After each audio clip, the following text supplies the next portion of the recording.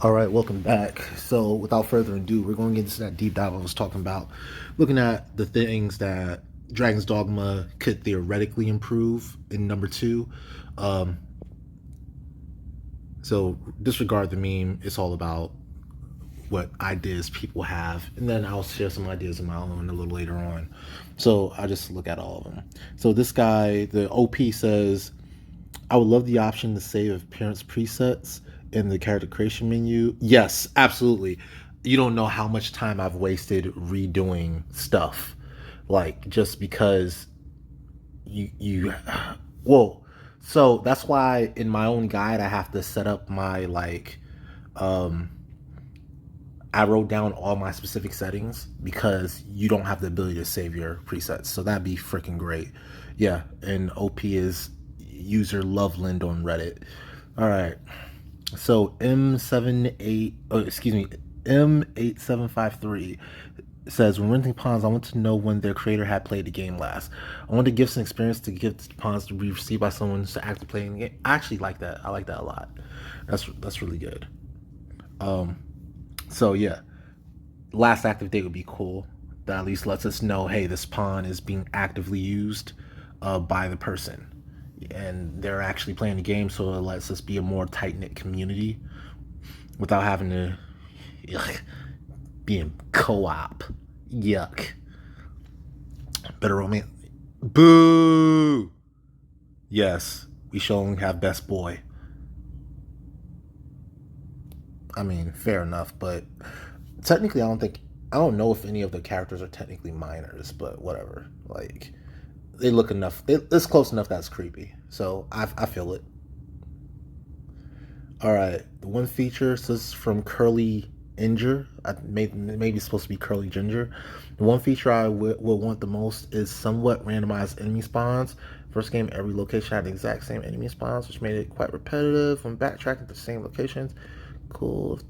I mean, that did happen though. Like if you went past Hillfigure Knoll, like what you got there, you could get a whole ton of harpies with a chimera, or you could end up with a random, not an ogre. What was the other thing? A cyclops or what have you. I do. I didn't hate the predictability. I mean, having some predictability is good. But I mean, I don't hate this. I just don't think it improves the game. I don't think randomizing stuff improves the game. Some people agree though, so he's got 18 upvotes on that. So it's not an unpopular idea. Maybe you guys feel different. Tell me in the comments how you feel. And don't forget to like and subscribe if you're not subscribed. For sure, subscribe. Need to get to 1,000 subs so I can finally get some money off of this work I'm doing. I call it work, but I love what I do, so it's kind of me just blabbing and you guys listening to me blab. I would love to see. This is from Cat. Okay, whatever. I would love to see more corrupted arisen like Diamond and a Reaper.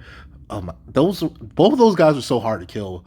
Like they deserve their spots as in-game bosses, but at the same time, how many more corrupted arisen would you have without them being like problems to deal with? Like every corrupted arisen would pretty much have to be a boss level enemy unless it's like, you know, somebody who's like supposed to be a weak arisen, like I guess Edmund or something like that. Oh, and he even said have them as in-game bosses. Fast Arc Obliteration, hard agree on that one. Honestly, Arc Obliteration can take forever if it wants to. I just wish that the sword shockwave beam, which it was really just a shockwave, but it went further.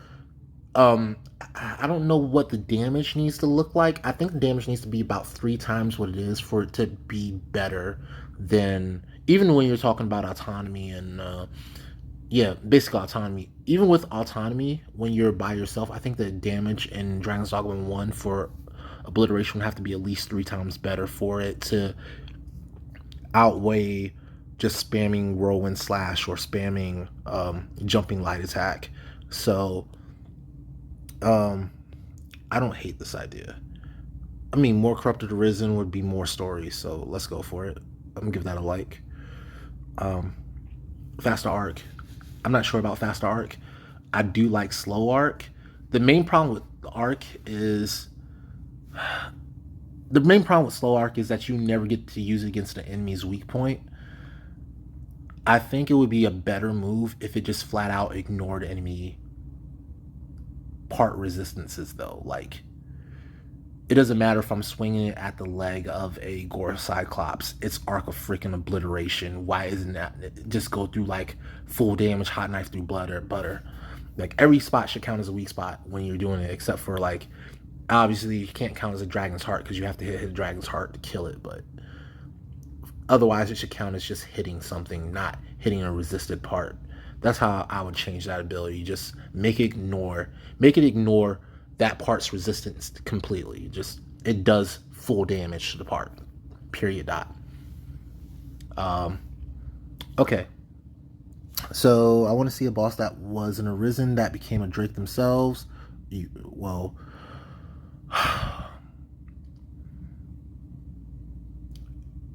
if I'm not mistaken, that's what the Lesser Dragonkin were in the first place. Like, the Lesser Dragonkin, the Cursed Dragons, all that. Maybe not the Cursed Dragons, but for sure the Lesser Dragonkins and the Dire Dragonkin were supposed to be Arisen that failed and got transformed. So, like, they failed to even beat the dragon, so they became weaker versions of the dragon. That's kind of the, I don't know if that's canon, but that's like the biggest theory going around about them because of how they kind of represent the different classes in the game. So, with that being said, it's really weird. Yeah, I think this already exists. That the Arisen became a Drake, and yeah, that's already a thing in DragonsDogma 1. It's just the lore isn't that obvious about it. It's kind of like Dark Souls lore, Elden Ring lore, where you have to kind of pay attention.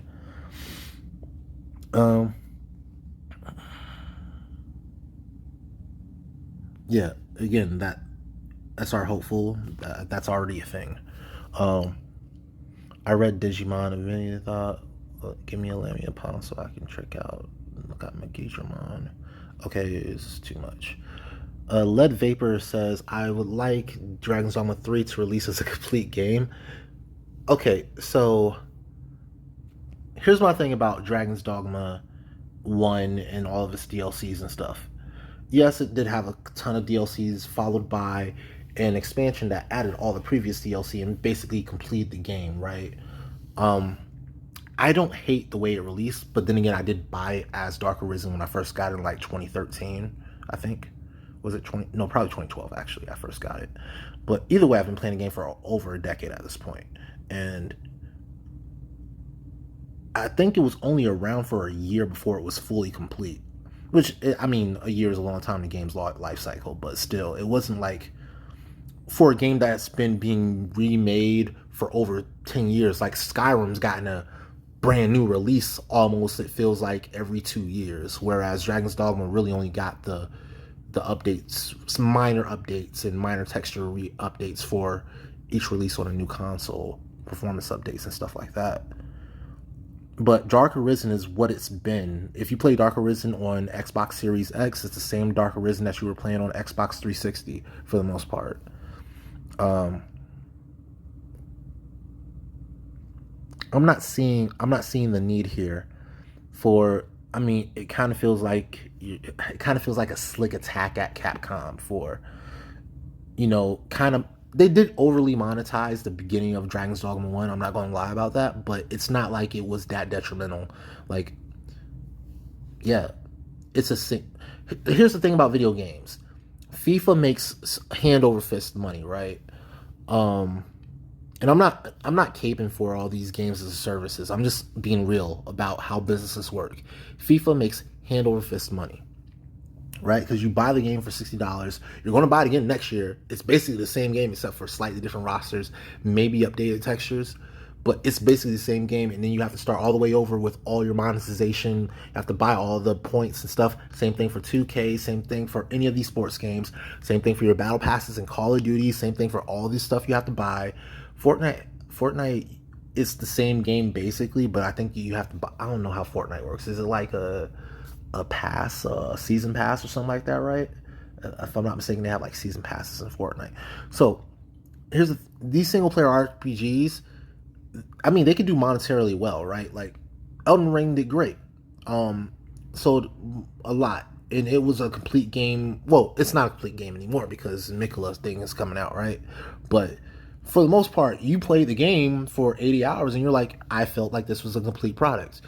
I think Dragon's Dogma 1, because it was interrupted during it had a very short development cycle where it was truncated. Even if you only played Dragon's Dogma 1, your end game was basically the Everfall, it still ends up feeling like mostly a complete game. It's just that your end game is kind of like, it doesn't have that big punch at the end that is Diamond and Death. Whereas I don't think dealing with the Everfall is that big of a deal. Like, there's nothing in the Everfall that's really that threatening when you're just farming very, very low, very, very low. What's the word for this? Probability drops, like 1% drops from these chambers in the Everfall, and that was the most annoying part. If they fix that, I'll be happy. That's my first suggestion that I'm going to make here in this video is Everfall, please no, or I mean, basically anything, just no 1%, 2% drops. At the rarest of the rare, 5%. Please. I do not want to spend 2 hours baning in front of a chest. And if you're going to include the bane, matter of fact, have a quick reload. Have a quick reload ability instead of not even ability, just an option in the menus. Don't make us do the, hey, I'm gonna pull out a dagger, stab myself in the chest. Like, that was awesome. That was part of the quirk of Dragon's Dogma 1, but that is really slow and annoying. Like, please make it much quicker. And then these drop rates do not need to be like this is an MMORPG. It doesn't need to be 0.1%, 1%, 2%, 5% minimum for the rarest items, for all items. That would be my request to Capcom to start with. Like, rarest items, 5% drop rate. And then if it's going to be an item that people are going to have to farm, like, it's not a guaranteed item. Like, okay, so let's use an example. Nebula Cape and what was it? The Fallen? No, the Forgotten Halls. The Forsaken Hall. It's the Forsaken Hall. In the Forsaken Hall down in the lower stratum of Bitter Black Island, right? You go there, you have like I think it's like a 5% chance actually to get a Nebula Cape, right? Great, because you only have to do it once. Bitter Black Island armor level 3s in the Forsaken City. No, the Fallen City. In the Fallen City, the very last area of Bitter Black Island before Bitter Black Sanctum and the final boss. The chest that's in the middle of that building, right? And everybody's going to know what chest I'm talking about. It's the center building of the Fallen City. There's a chest there that has an option for you to get one of three things. You can get a Rift Polycrystal, so 5,000 RC. Perfect Rift Crystal, very rare, which is 10,000 RC. Or a Bitter Black Island level 3. Armor, which is, again, very rare. So most of the time you're going to be God's banning, reloading, and trying again, and you're just going to get a Rift Polycrystal. Because you have to farm this item, any item that you have to farm, please just make it, if it's not a guaranteed item and you have to farm it for any reason, like, just make it like a 20% chance, worse. Like, if you're going to do the whole purification system, I didn't hate the purification system, but 20% chance, please. Like, just, oh my gosh, just quality of life. So 5% for guaranteed items, minimum. I do not want to be standing there trying to get a Twilight, what was it, Twilight Greaves? Or no, Twilight Mask. That took me, I was on stream, and you can, this is proven, you can go into my Dragon's Dogma walkthrough playlist on the same YouTube channel that you're on right now and see me take literally 2.5 hours looking for a single freaking Twilight Mask in Bitter Black Island, where the chances are supposed to be higher. Now, I'm just telling you that literally happened. It's proven. 5% minimum, please. Like, make it something that can be done within 30 minutes worse. Like if your RNG is just terrible. 5% minimum. And then for completely random items, if you're going to do purifying or something that needs to be farmed, like it's a material or it's a unknown item that needs to be purified, please just make it 20% minimum. That'd be my request to Capcom while still baking in the oven. That would be my, oh my gosh, that would save so much time. You just don't understand how aggravating it is to be standing in front of a box when you could be playing a game, you could be making quality content for people to engage with the game, right? And this is even from a content creation side, a game engagement side. Like if you want people to be making content for Dragon's Dogma, and you want people to watch content for Dragon's Dogma should probably not be bad content to watch. It should probably be enjoyable. It should probably be like, okay, I'm gonna hit this box like for 5 minutes. Oop, got what I needed, and I'm gonna go. Like it shouldn't be like, okay, guys, I hope you're ready to strap in for 4 hours because it's gonna be a doozy. Like I need this Twilight Mask to complete my collection. Like, nah, come on now. All right, I'm going to get off my soapbox here because I can go all day and all night about this because it took me 4 hours, so you're going to listen. You're going to listen for 4 hours to me complain about it. Let me get off my soapbox though. All right, release as a complete game. Yeah, I don't think that's necessary. I think that's a slight at Capcom. I don't think that was good. That's a bad one right there. Mini Babbler says, I hope they rework stat growth so it's not based on which vocation you have to level up. Okay, I have mixed feelings on this. I don't hate the way it was, but I don't like when if you're trying to go for like a perfectly set up type of build and then you get it wrong and then you get a checkpoint save and it's like, oh, now I can't go back and fix it. That's what I hate. So manual allocation, I'll agree with. Manual allocation would be great. I'd prefer manual allocation over the automatic allocation, but I don't hate automatic. Honestly, if they even wanted to give you options so you can turn your brain off and say, hey, do you want to automatically level up or do you want to manual level up? Choose now. Like, that'd be great too.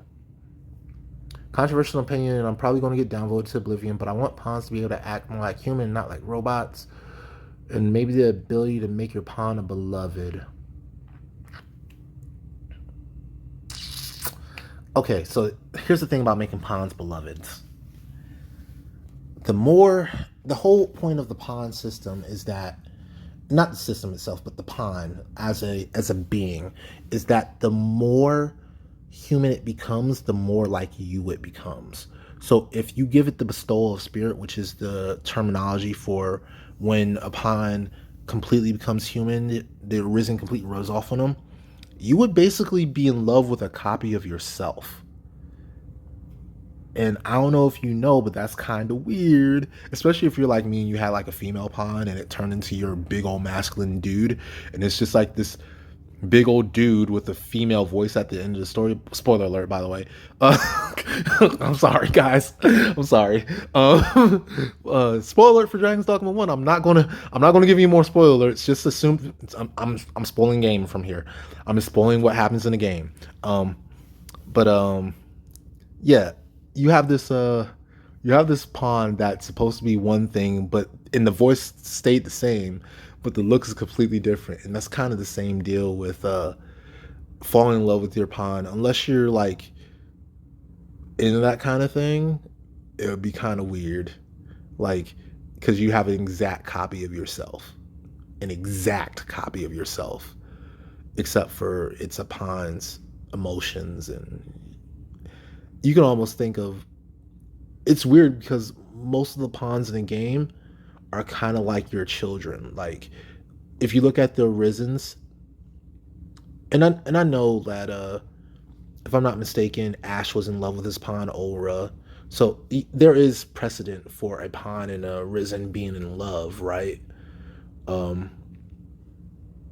It's just that if you really complete the pawn, if the pawn becomes a complete human, they will become a copy of the Arisen. Maybe they changed that in Dragon's Dogma 2, so that's no longer a thing. It looks like they were kind of leaning in that direction for the Bitter Black Owl expansion, where, okay, fine, a pawn can become human and have human emotions. Like, because you saw Aura's soul, so theoretically, Aura, the same Aura that possessed the Arisen Aura, because that was actually Aura's pawn, the pawn or Aura. So let me explain how Bitter Black Island worked. The pawn Aura, which was killed by Ash's master, I think it's Gret, was his master. So, all right, let me go back even further. So, Gret was the original Arisen, right? Not the original Arisen of all time, but the original Arisen of the Bitter Black Owl storyline. She had a pawn called Aura. Aura, I forgot how she met Ash. I think she saved Ash from a tragedy. So, Gret and Ash fall in love, and then Gret goes off with Aura to face the dragon. And then, of course, she beats the dragon because you have to beat the dragon to become the dragon. But she fails to beat the Seneschal at the time. I don't know if it was Savannah or a different Seneschal, but she fails to defeat the Seneschal, and then she becomes a dragon. All right. So Aura comes back by herself. She is no longer Gret's pawn. She is just a random Myrmidon. Gret, being the spiteful mofo she is, sees that Ash and Aura have fallen in love and says, okay, bet.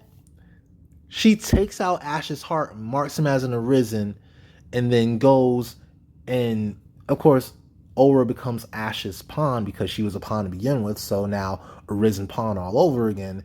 They go and they face down Gret. They don't know that Gret is actually the dragon until they meet her, like they go to confront her, and then she gives Ash the deal. And then he says, well, I'm not going to kill you because I love you, because you're Gret and I was in love with you, but I'm also not going to sacrifice Aura because I love her, because we've fallen in love. And that's why he curses the world, and that is when Gret creates Bitter Black Island and all these other terrible things.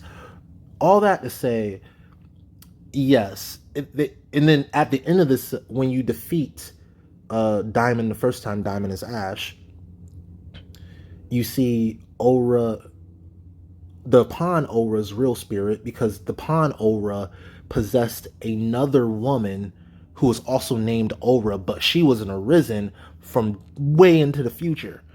She possessed this woman and brought her to the island, and she was using her to draw people to the island in order to try to defeat Diamond and free Ash. So once you defeat Diamond and free Ash, the pawn Aura spirit leaves the Arisen Aura, and this spirit is able to talk to her Arisen, who is the spirit of Ash.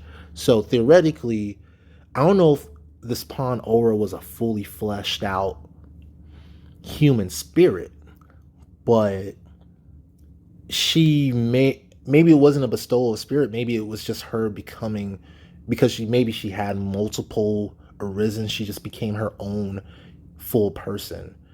But it's just so weird. It's questionable.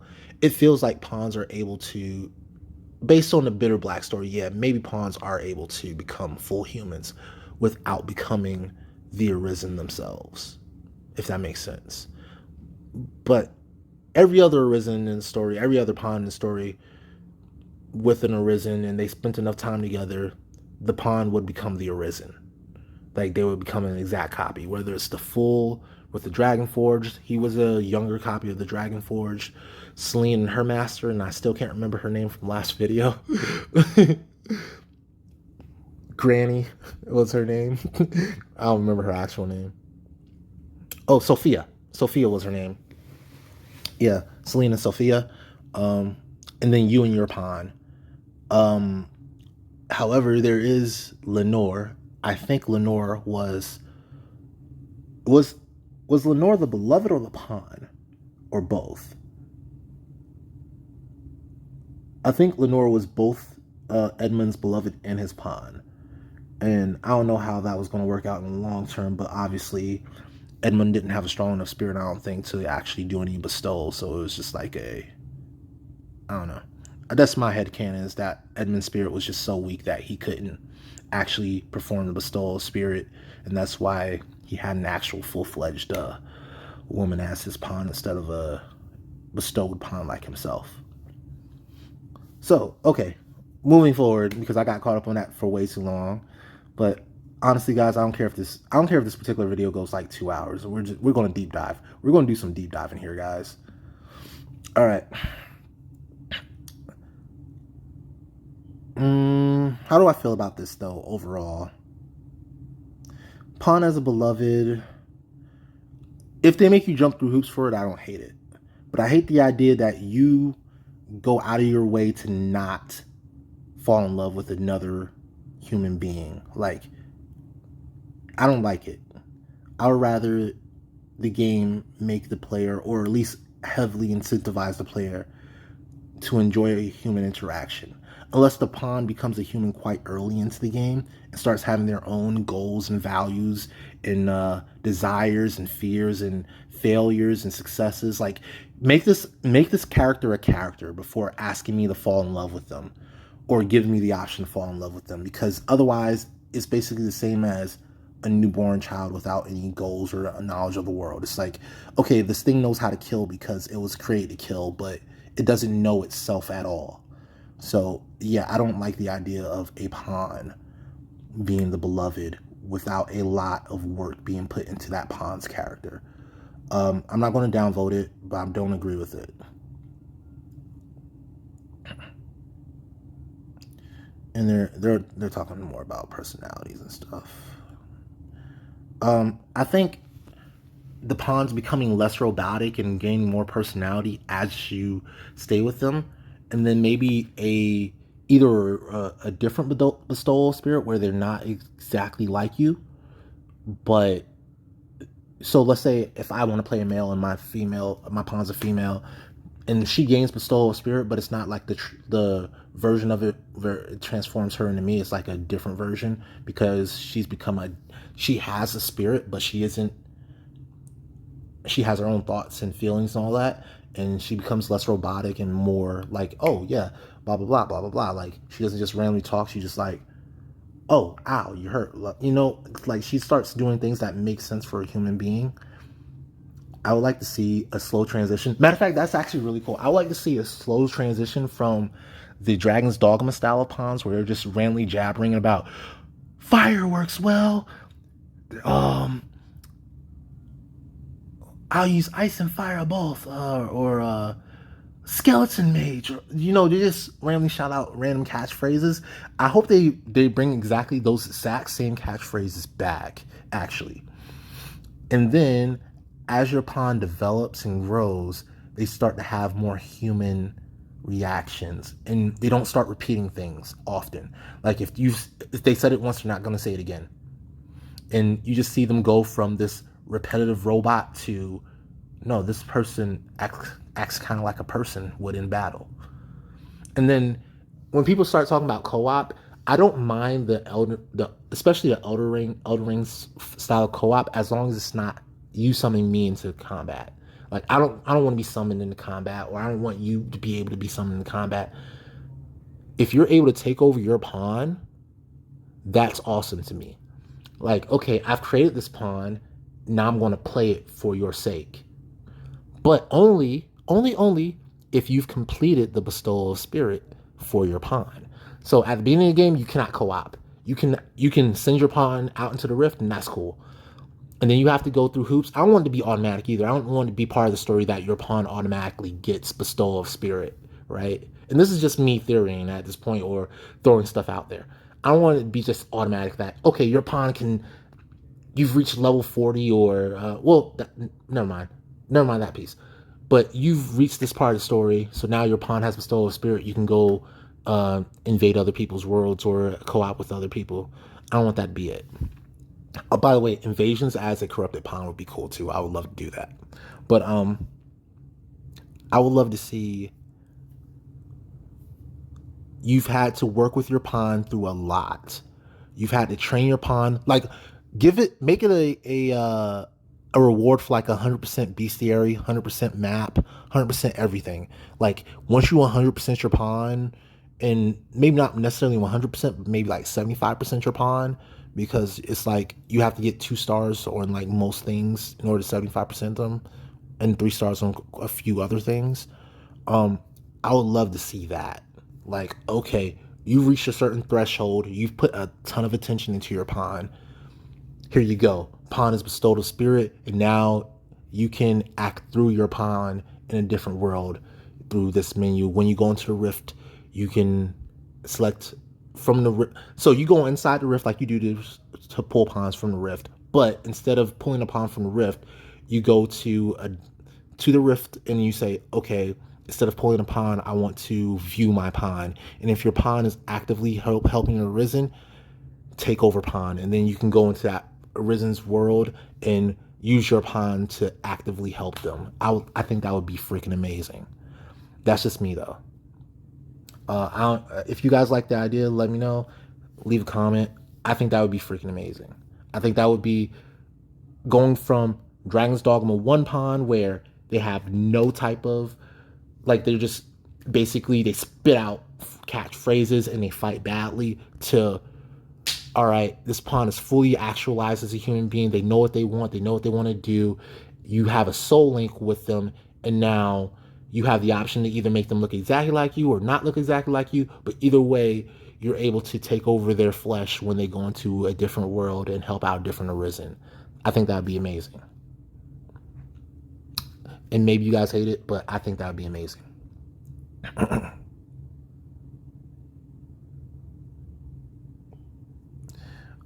They're going over a lot of stuff over here. I want to get to the next new idea because I've been talking about this for at least 20 minutes now. Housing, I don't care. I gotta see your pawn, bro.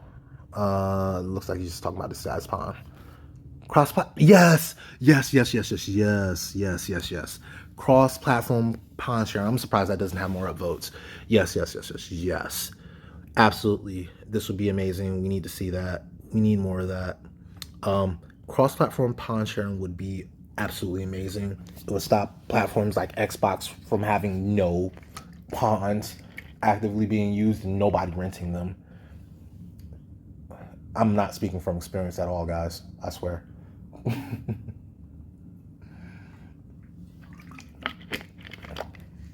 The high five is legitimate, by the way. I want more weapons mostly. Universal dodge. Yes. Matter of fact, I'm just gonna vote off of that. Update the pawns you're currently renting. Yep, I agree with that. Updating the levels of the pawns as you're leveling, if they are leveling with, like, why don't your pawns get experience points? Like, they're in your world. They're fighting with you. They should get experience points. Even if they can't bring them back to their world, they should at least get experience points. Maybe not updating, because I think updating would require an internet connection, but why can't Rook end up as a level 200 mage for me? And then I can change his stuff inside the Rift and say, okay, you should have learned Holy Boon, you should have learned well, I think he has Anodyne. You should have learned Grapno and all this, and then I can just go into his menu and say, oh, cool, I can change these things so that now you have all these things. Now, granted, you would probably get married to a pawn, and when I say married to a pawn, I mean, like, in the most, like, you basically would never have to swap pawns if your pawns got experience points. So that could be a reason why, realistically. So yeah, yeah, no, actually, disregard what I just said. I no longer feel like that's a great idea, because the whole point of the system was that you have to change your pawns often in order to get a pawn at a higher level. So I encourage you to interact with more players' pawns, which got them the RC. And yeah, I think it's better this way, actually. And got you to try to do new things. No escort bounties. I mean, skill issue, kind of, sort of. Just set up your port crystals where they need to be, honestly. And that's all it really comes down to. Spanning map, I love to see mounts. Absolutely agree on that.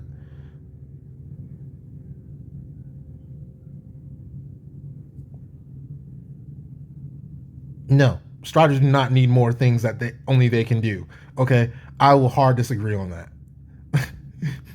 We need a whole new, matter of fact, we're going to go over that later, or we might go over that in a different video because it's going to go long. Mod support would be nice. Has nothing to do with me on Xbox, but I'm just going to ignore that one. Yes, yes, and more yes. Absolutely.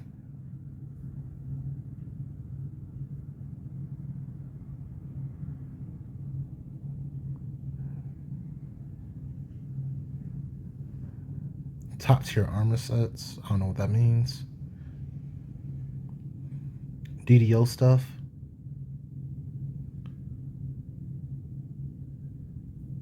Why do people want more stuff for Striders? Striders got everything already. Like, Striders have no problems. Like, oh, I'm not going to download it because the top part is good.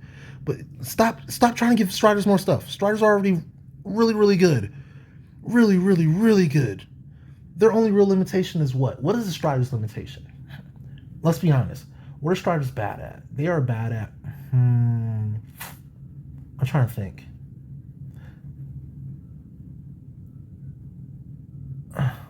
What are Striders even bad at? They're bad at killing phantasms before the dragon dies. That's it. That's the one thing that Strider's not good at, is killing the electric ghost before you kill the dragon. That's the one thing they're not good at in the entire game. And then they get the same their elemental bitter black bow and daggers are the same element, so they don't get to like swap elements. Is that actually a problem though? I'm trying to remember. It's a slight problem. It is a slight problem.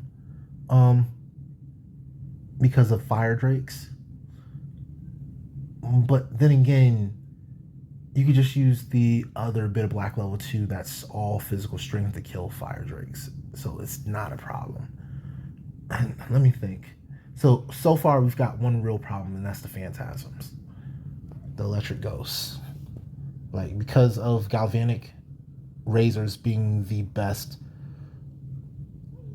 elemental daggers before you can kill the dragon, and then the other best being kunai, and neither of those work against phantasms. And then your only other option are the scalding razors, which are really, really weak, and I don't think they actually break the phantasms magic defense. And because of daggers being very, very, very low range and low damage weapons, even if they did break the defense, it wouldn't be by...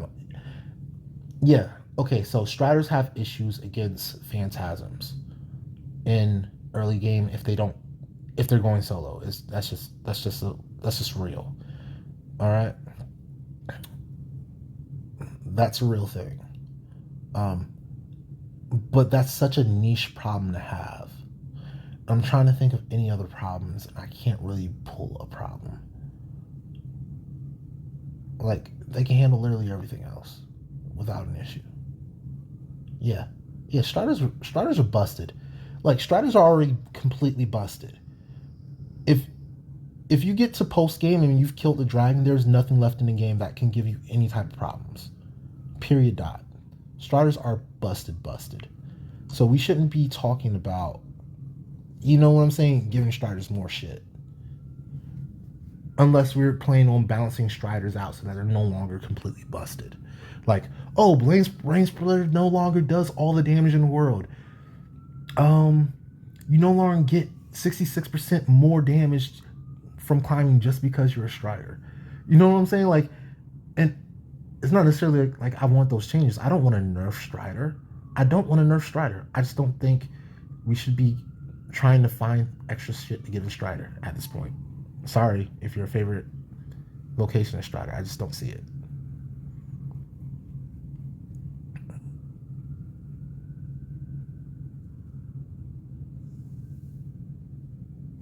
Yeah, I would like that. A more of a tails system where you can choose exactly what your pawns are going to do in every situation. I would like that to be a tier though. I would like... Okay, so I'm going to flesh out my idea from earlier a little bit more. So tier 1 pawn is your DragonsDogma 1 pawn. It has an inclination, and then that is it. Inclination, your bestiary, and that's all you got.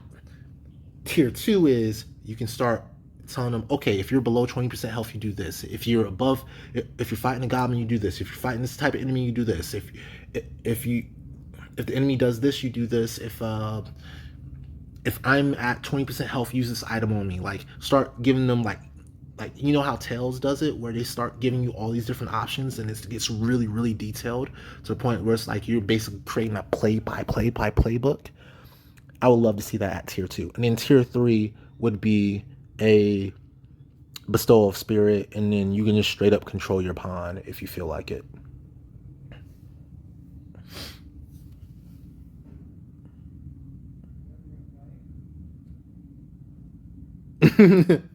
I'm only level 12. Why are you attacking?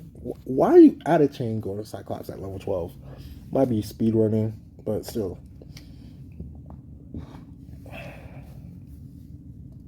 Even if you were like level 112, that'd be kind of... Well, no. Level 112, you should be in Bitter Black.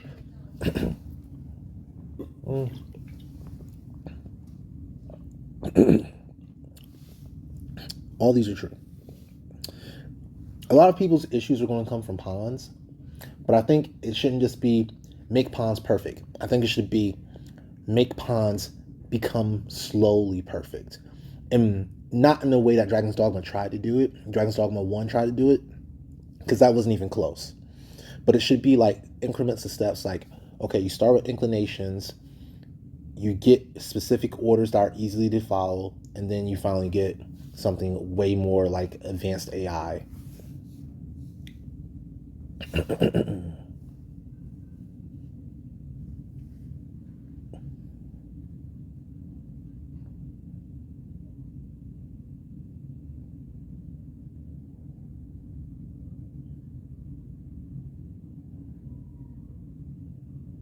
don't care about that one. Biggest beef in the game is the crutch of being able to pause whenever.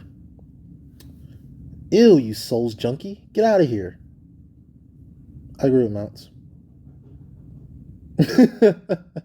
Pawns running ahead and relay throwing you. That came from Rocket Belt Tardigrade.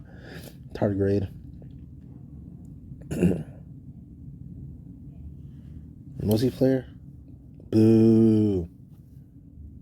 Boo. I like a search option for the duplication pawn gift menus on console, please and thanks.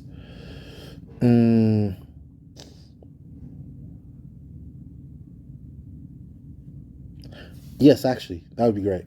Now I understand what he's talking about. Yeah, that'd be great. A quick look around, that'd be great. Or a sort option would be great too. That's why I don't have normie fan. I don't know what you're talking about, my guy. I just want mounts. Oh, he's talking about the meme. So normie friends is about the meme up top. That's actually kind of funny. Now that I think about it. Hold faith, young man. Hold faith. Equivalent ad 5087. New features? I don't know. My pawns don't constantly shout at me about wolves being afraid to fire and that. I mean, see, this is tier 1. I would love to see that at tier 1, where your pawn is just acting sporadic and doing stuff like that. I would love to see that. I'll love to see that for a few hours, and then your pawn slowly grows up. So, a complete revamp on the dungeons. I'm imagining they're not going to use the exact same dungeons. Maybe they will give us the catacombs again, because it looks like we're still in the same general area. We're just approaching it from a different side. So we might still see the catacombs and Blue Moon and what else is up there? Blighted Manse, maybe the Great Wall, but I mean, the Great Wall kind of got blown the F up. So there's a new dragon. So if it's been messing around with the Great Wall, I mean, the Great Wall kind of kept the same. Well, not the Great Wall, but the Tainted Mountain kept the same fortress look between Savan and the newly arisen in Dragon's Dogma 1. So I could envision Savan. I could envision it still being the same if it lasted that long, because that had to be hundreds, if not thousands of years. Unless the Seneschal just says, it's back to normal again. Okay, I don't hate this as an option if you want to. No. Yes, yes, yes, yes, yes, yes.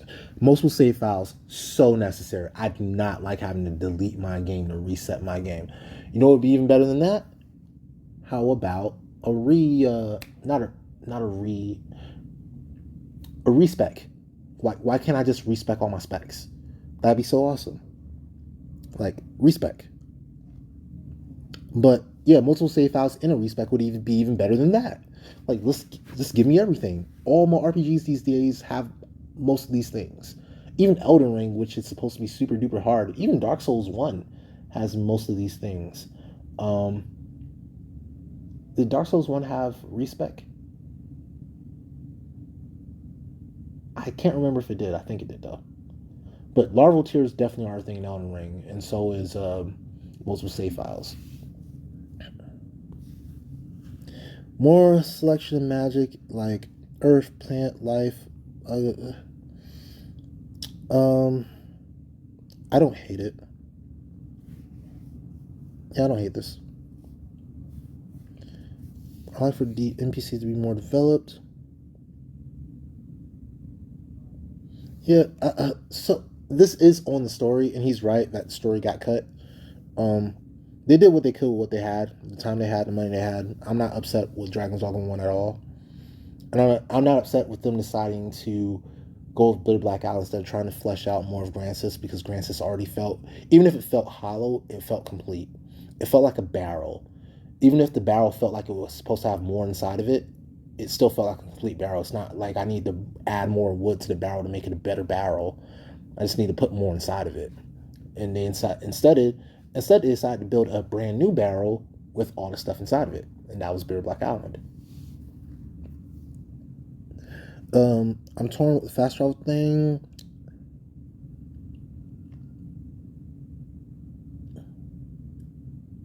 I'm torn with the fast travel thing too.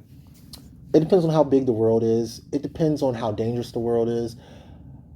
It depends on how we're going to fast travel. It depends on if they're going to give us port crystals, multiple port crystals, and the eternal fairy stone to start the game. They should just start us off the same way they did Dark Arisen with multiple port crystals. We're probably going to need more than we had last time. Um, because of how much bigger the world is. They're saying it's 4 times bigger than last time, so we should probably have 4 to 5 times the support crystals, right? Um, and then Eternal Fairy Stone, yes, please.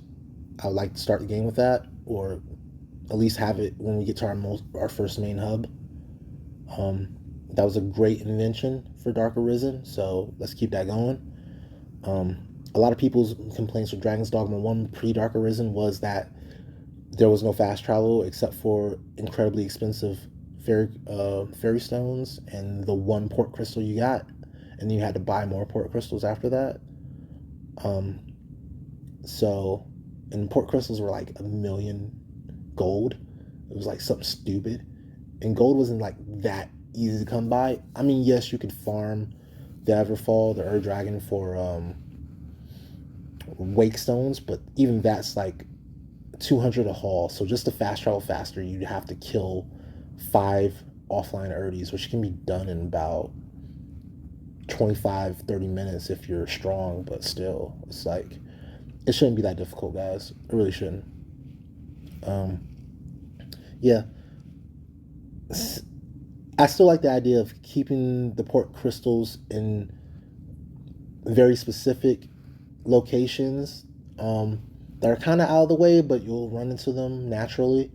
I like the way Dragon's Dogma 1 did it with after Dark Arisen was implemented, where they put them in.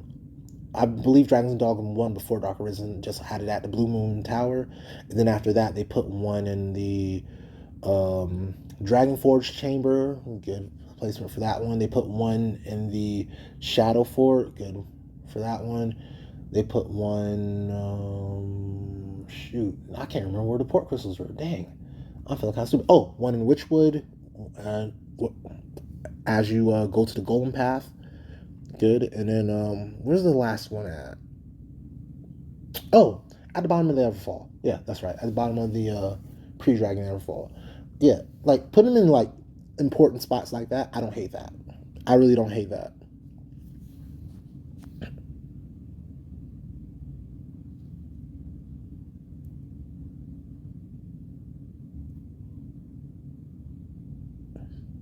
Stop it. Stop it. Stop it. Stop it. Oh, it's the same dude. Being able to search for pawns based on specific moves you want them to have. Yes, already got that vote. New game plus level reset option. That's okay. That's you, bro. Um, Name change and pawn customization on the menu screen in base game. I can see it. Like if you just want your stuff to always be the same, I can see it. Um, Beloved having different dialogue for you and an alternate skin as your spouse. I like that. Beloved changing a little bit up. Manual stat management system. We already talked about that. Blacksmith and custom enchantments. Okay, now we're changing this from Dragon's Dogma to a different game at that point. I don't want custom enchantments. I'm gonna say that. It feels like we're going to the point of it no longer being Dragon's Dogma. No weapons except for the ones that the Black Cat were enchanted in Dragon's Dogma 1. So I don't want to go that route. Sorry, I don't want to go that route. We're not playing Elden Ring. I don't need Ashes of War, or I don't need this to be Skyrim or Nyrim. By the way, shout out to all the people who watch Nyrim videos, even if they only get like 50 views. Those 50 views are huge for something as niche as Nyrim. So shout out to everybody who watches those videos on my channel. Really supportive, really happy for you guys doing that. Armor enchantments. Okay, this is one where I can kind of sort of agree because of the bitter black enhancements on the level 3 armor. It got kind of annoying when you couldn't find a specific one you wanted. I would say it this way. If you are able to get an item that should or can have that enchantment on it, that enhancement on it, then I don't mind you being able to smith it or enchant it directly onto the item in question. So if I got, so let's say I was going for Hellfire gauntlets with shield damage, the double shield damage, and I got a pair that was instead completely blank. I would like the ability to enchant shield damage onto that pair instead of having a completely useless pair of gauntlets. That's how I want to say it. 2 different ways for pawns to act: automatic or manual.